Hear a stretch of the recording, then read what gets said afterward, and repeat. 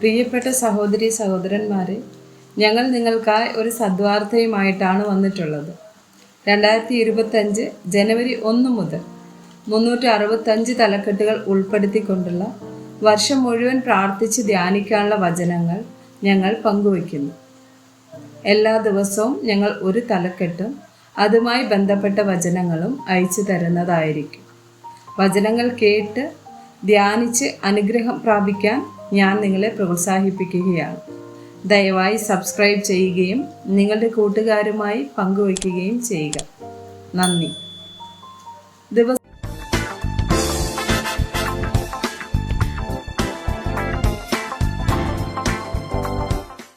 ദിവസം 59. പങ്കാളി. സദൃശവാക്യങ്ങൾ 20, വചനം 28. ദയയും വിശ്വസ്തതയും രാജാവിനെ കാക്കുന്നു. ദയ കൊണ്ട് അവൻ തന്റെ സിംഹാസനത്തെ ഉറപ്പിക്കുന്നു. സദൃശവാക്യങ്ങൾ 24, 1-2 വചനങ്ങൾ. ദുഷ്ടന്മാരോട് അസൂയപ്പെടരുത്, അവരോടുകൂടെ ഇരിപ്പാൻ ആഗ്രഹിക്കുകയും അരുത്. അവരുടെ ഹൃദയം സാഹസം ചിന്തിക്കുന്നു, അവരുടെ അധരം വേണ്ടാതനം പറയുന്നു.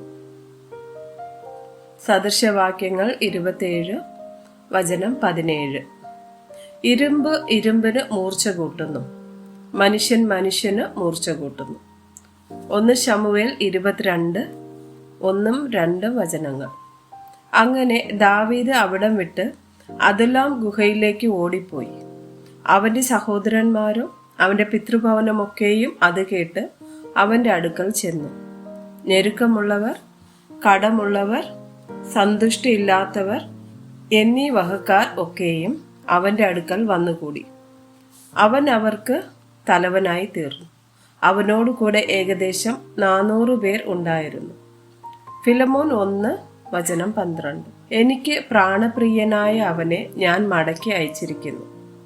യോഹന്നാൻ 15, 9 മുതൽ 17 വരെയുള്ള വചനങ്ങൾ.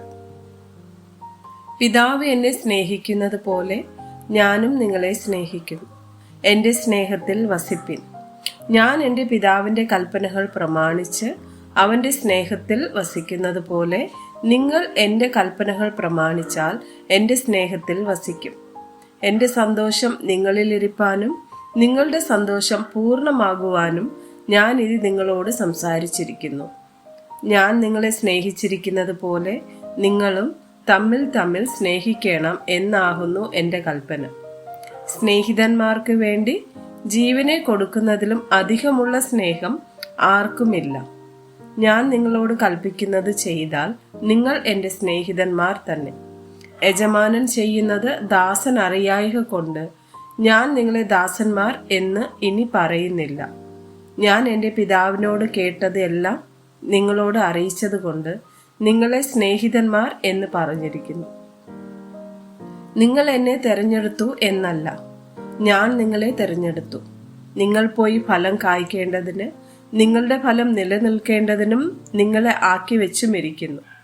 നിങ്ങൾ എൻ്റെ നാമത്തിൽ പിതാവിനോട് അപേക്ഷിക്കുന്നതൊക്കെയും അവൻ നിങ്ങൾക്ക് തരുവാനായിട്ട് തന്നെ. നിങ്ങൾ തമ്മിൽ തമ്മിൽ സ്നേഹിക്കേണ്ടതിന് ഞാൻ ഇത് നിങ്ങളോട് കൽപ്പിക്കുന്നു. ആമേൻ.